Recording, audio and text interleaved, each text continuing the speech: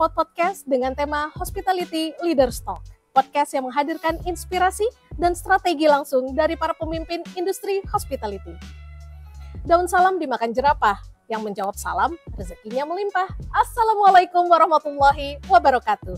Senang sekali rasanya dapat menghadiri acara yang luar biasa ini. Perkenalkan, saya Jessi Faya Fralinda, selaku host yang akan memandu podcast pada kali ini. Saat ini kami berbicara dari lokasi yang sangat spesial ya, dari Bandara Internasional Zainuddin Abdul Majid Lombok yang menjadi gerbang awal pengalaman perjalanan bagi jutaan orang. Bandara bukan hanya tempat transit, tapi juga wajah pertama dari pelayanan hospitality sebuah negara. Narasumber kita kali ini adalah seorang yang sangat ahli dan bekerja di balik layar, menciptakan pengalaman pengguna jasa yang seamless, nyaman, dan berkesan. Beliau adalah General Manager Bandar Udara Internasional Zainuddin Abdul Majid Lombok, Bapak Stefanus Milyas Wardana. Bagaimana Bapak kabarnya hari ini? Kabar baik, walaupun cuaca hujan, tapi kita harus tetap semangat ya. Iya. Soalnya ini musim liburan ini. Iya betul banget. Nah Bapak nih Pak, kesibukannya sekarang nih bagaimana Pak? Karena kan Bapak walaupun di belakang layar, kita juga sering melihat Bapak langsung terjun nih ke lapangan. Ya, karena kita tahu ya bahwa season dari airport itu saat ini kita ada 3, ada tahun baru, Natal tahun baru, kemudian ada pas Idul Fitri.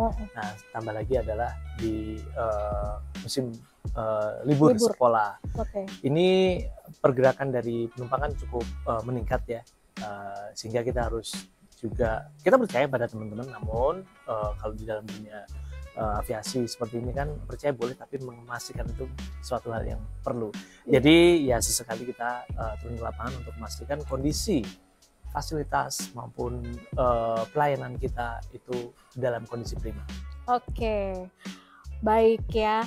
Jadi untuk mempersingkat waktu nih ya Pak ya, langsung aja kita masuk ke beberapa pembahasan atau pertanyaan yang nantinya akan membuka wawasan kita terkait hospitality di bandara ini Pak. Oke, Jess. Oke, untuk pertanyaan pertama, bandara itu kan sering sekali menjadi tempat pertama di mana para wisatawan merasakan budaya lokal atau layanan dari suatu negara atau suatu daerah gitu Pak. Nah, menurut Bapak, bagaimana sih peran hospitality dalam lingkungan bandara sendiri itu Pak? Oke, baik. Jadi seperti yang Mbak Jessi tadi sampaikan, bahwa bandara itu mungkin sudah beberapa saat ini sudah disebut sebagai gerbang suatu bangsa gitu ya. Kita masuk ke suatu bandara yang dimana nanti kita akan ketika masuk ke bandara itu beraktivitas ke negara itu, keluar pun lewat suatu bandara gitu. Jadi itu merepresentasikan adanya impresi awal kita gitu. Dan sekarang sudah berubah segmennya, itu juga mewakili wajah dari bangsa kita. Betul. Nah, dari sana itu yang menjadi berperan adalah bagaimana impresi para penumpang ketika berada masuk di suatu bandara, ketika mereka merasakan pelayanan dan keramahan dari bandara tersebut, itu pasti akan tertanam di dalam benak mereka gitu. Nah, menurut saya yang menjadi berperan penting itu adalah bagaimana memberikan keramahan atau hospitality, dan Indonesia ini kan terkenal dengan tamahan budaya ramah tamahnya. Betul sekali, Bapak. Itu menjadi good selling point dari sebuah bandara di Indonesia ya. Mungkin demikian Mbak Jessi. Oke, berarti intinya sikap ramah ya Pak ya, itu adalah bentuk hospitality tanpa meja gitu ya Pak. Meja, oke. Selanjutnya Bapak, pertanyaan kedua nih. Bagaimana nih Pak suatu bandara menyesuaikan diri dengan ekspektasi para pengguna jasa yang tentunya kan setiap orang berbeda nih ya Pak ya ekspektasinya terhadap layanan yang diberikan di Bandara Zainuddin Abdul Majid ini Bapak? Ya, baik. Mbak Jessi, mungkin yang sama seperti kita ketahui, mungkin ada beberapa karakter dari para penumpang ini, khususnya untuk yang di Lombok ini mungkin akan sangat bervariasi. Betul. Karena Lombok juga menjadi salah satu tujuan wisata, maka menjadi bandara leisure pasti akan banyak penumpang yang di sini itu untuk berwisata. Ada juga yang sifatnya itu para pekerja yang ke luar negeri atau dia balik ke Indonesia, itu juga melalui Bandara Lombok. atau juga para jemaah umroh gitu ya. Nah, sehingga dari beberapa karakteristik itu pasti akan memiliki perspektif yang berbeda-beda. Betul sekali. Sehingga kami melakukannya itu adalah untuk mengantisipasi bagaimana sih untuk mengukur pelayanan kita. Kita selalu mengedepankan dengan membuat survei. Ya, baik itu survei, kalau catatan kami itu lebih kepada survei service quality kita seperti apa, kebersihan kita bagaimana, terus keramahan kita itu bagaimana. Nah, salah satu yang kita buat untuk mengafirmasi dari beberapa survei tersebut, kita sering mengambil testimoni dari para penumpang secara random, dan kita minta izin untuk dibuatkan video mereka untuk membuat bagaimana sih impresi mereka terhadap pelayanan di Bandara Lombok ini, dari Bandara Bisan. Jadi kalau bisa dilihat di IG-nya, ini sekaligus promo IG-nya ya, di follow juga nih. Jangan lupa follow ya teman-teman. Gitu ya, Lombok Airport. Itu kita menyajikan footage atau feed yang bercerita tentang bagaimana pengalaman para penumpang itu di Bandara Lombok. Dan itu merupakan afirmasi atau bagaimana kita mengkalibrasi dari sisi pelayanan kita. Gitu sih Mbak Yesi.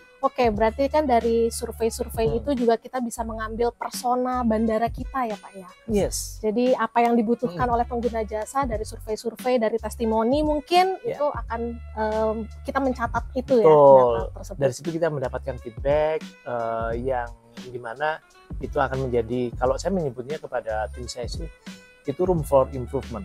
Jadi jangan sampai kita itu sudah berhenti mentok di sana, tetapi kita harus mencari celah untuk selalu perbaikan. Oke Bapak, selanjutnya nih Pak, menurut Bapak sebagai single accountable nih Pak, bagaimana sih cara menghadapi berbagai tekanan yang mungkin seringkali dihadapi oleh rekan-rekan pegawai atau petugas yang berada di bandara pada saat peak season, peak hour bandara sedang ramai begitu Pak? Ya, khususnya untuk Bandara Lombok ini sebetulnya memang fasilitasnya sudah cukup mumpuni ya Jesse. Kita sanggup mendatangkan untuk satellite body untuk jemaah haji. Kita memiliki apron dengan parking stand yang jumlahnya sangat memadai. Fasilitas gedung terminal pun juga kita sanggup untuk bisa lebih dari 3.000 penumpang yang untuk kita handle pada saat bersama. Nah, ketika kita untuk menghadapi pressure seperti itu dengan strategi yang ada ini dan sejalan dengan manajemen Injourney Airport, kita itu melakukan apa yang dinamakan MOT atau Management Operation by Traffic. Jadi itu kurang lebih singkatnya seperti ini, bahwa kita sehari sebelumnya sudah mengetahui rencana pergerakan penumpang di hari besok itu tuh seperti apa. Kita sudah memiliki sebaran hari jamnya, sudah memiliki sebaran kedatangan dan keberangkatan. Dari sana kita bisa mengetahui bagaimana untuk kita bisa mengantisipasi kapan tol gate depan itu harus dibuka 3 atau 2, harus kita tutup 1, atau check-in itu harus dibuka berapa. Nah itu sudah kita rencanakan dari sehari sebelumnya, dan itu secara seamless informasi yang diperoleh itu diolah oleh teman-teman dari operasi, dan itu nanti akan disampaikan, dan itu akan menjadi rencana yang pagi hari akan dipublis secara internal kita. Demikian untuk hari ini kita akan buka seperti ini ya, in detail memang cukup banyak sih, tetapi teman-teman sudah bisa membaca bahwa dengan seperti itu kita bisa mempersiapkan fasilitas, bukan hanya fasilitas namun juga personel, sehingga bisa lebih tepat sasaran dan efektif efisien. Berarti Bapak sebagai pemimpin tertinggi di Bandara Internasional Zainuddin Abdul Majid ini tentunya diharuskan juga mengambil keputusan yang cepat, tepat, dan efisien ya Pak ya? Dengan MOT itu akan mempermudah saya. Dengan MOT itu akan mempermudah saya ketika kita mengetahui di peaknya itu ada berapa. Bandara itu kan selalu dinamis ya. Betul. Cuaca seperti saat ini Jesse, hujan itu terjadi, ada beberapa delay, sehingga kita bisa membuat ketika di sini ada berapa flight yang sedang berlangsung, itu kita bisa apakah itu menambah personel atau itu menambah peralatan. Itu akan mudah kesempatan itu. Baik Bapak, selanjutnya nih Pak, pertanyaan yang keempat, apa sih inovasi terbaru dalam hospitality airport nih yang Bapak rasa paling berpengaruh terhadap pelayanan pelanggan? Baik, Jess. Khususnya untuk di Lombok ya, untuk di Bizam ini. Seperti kita ketahui, Bizam ini kan memperoleh beberapa predikat yang artinya memang sudah meningkatkan kapasitas dari bandara. Maksudnya kapasitas itu kapabilitas mulai dikenal. Oh, Bandara Lombok itu sudah mengalami perubahan gitu kan. Nah, seiring ini kan kita memerlukan adanya perubahan yang continuous. Nah, kalau ditanya tadi inovasi, mungkin secara garis besar saya ada 3 ya. Yang saya dan terlihat tim banget ya, gitu ya. Ya saya sama tim itu coba buat gitu ya. Yang pertama itu adalah akses untuk umroh.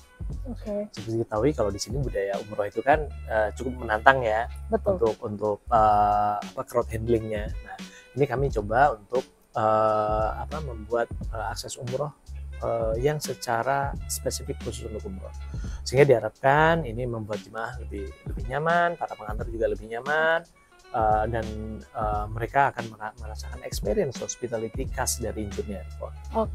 Yang kedua, kita itu memiliki yang namanya CS online. CS online. Virtual ya Pak? Virtual, secara virtual. Nah ini kami menempatkan petugas CS itu hanya satu, ada di area keberangkatan. Namun di lantai 2 kami menyediakan alat virtual berupa kamera dan PC.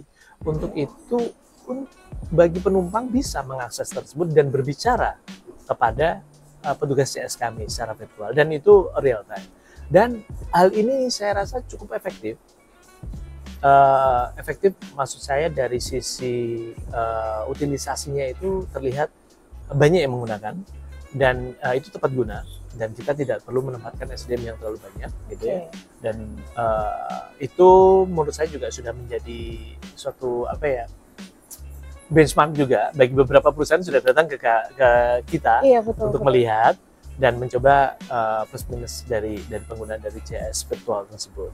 Nah, yang ketiga itu adalah kita selalu melakukan pembekalan pada personel kami terkait dengan hospitality awareness. Jadi karena menurut saya tadi kalau topik kita adalah hospitality, bagaimana kita memposisikan keramahan kita bukan hanya bagi para penumpang, namun juga bagi para seluruh stakeholder yang ada di bandara. Setuju. Itu akan membuat semua orang akan merasa nyaman berada di bandara Bizam, sehingga kenyamanan dan keramahan itu pasti akan tertular dan akan terasa bagi para pengguna kenyamanan tersebut, sehingga ketika terbang itu akan terasa lebih nyaman lagi. Gitu, Jess.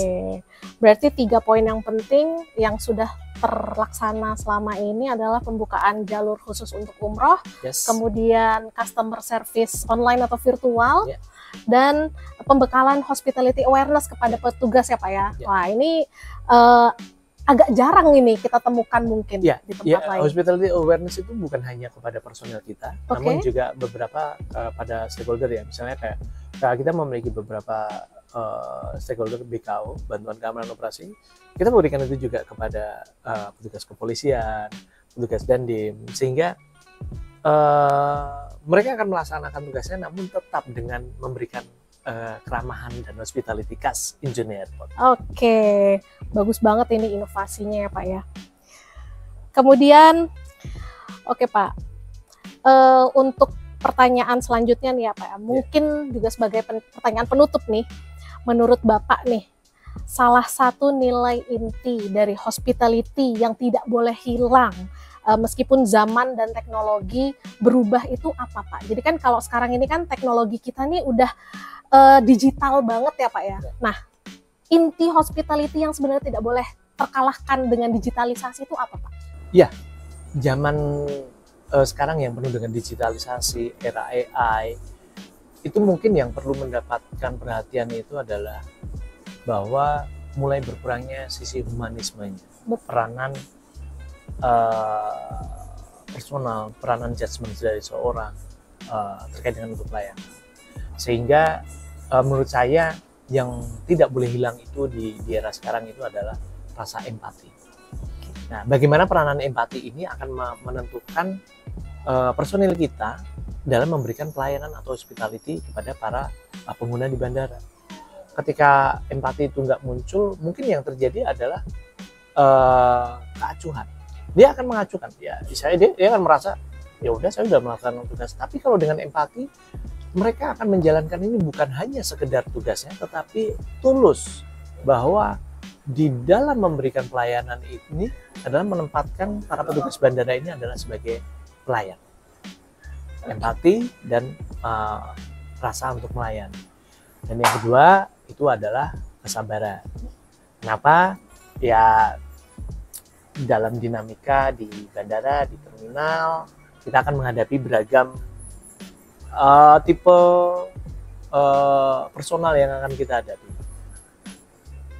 Akan banyak permasalahan, akan banyak keluhan atau banyak ini. Nah, hal tersebut itu kita pertama harus sabar dan tetap menempatkan kita itu sebagai pelayan, sehingga dan dengan mengedepankan empati, niscaya kita akan bisa melayani dengan sepenuh hati khas dari engineer airport. Setuju Bapak. Jadi dengan tetap mengedepankan empati dan kesabaran itu juga memungkinkan kita sebagai penyedia layanan gitu untuk memahami dan merespon kebutuhan pelanggan dengan lebih baik ya Pak ya. Ya persis ya sih. Yang perlu diingat adalah keramah tamahan bukanlah suatu pekerjaan, tetapi budaya yang harus kita bangun bersama. Sampai jumpa di episode berikutnya. Jangan lupa like, comment, and subscribe.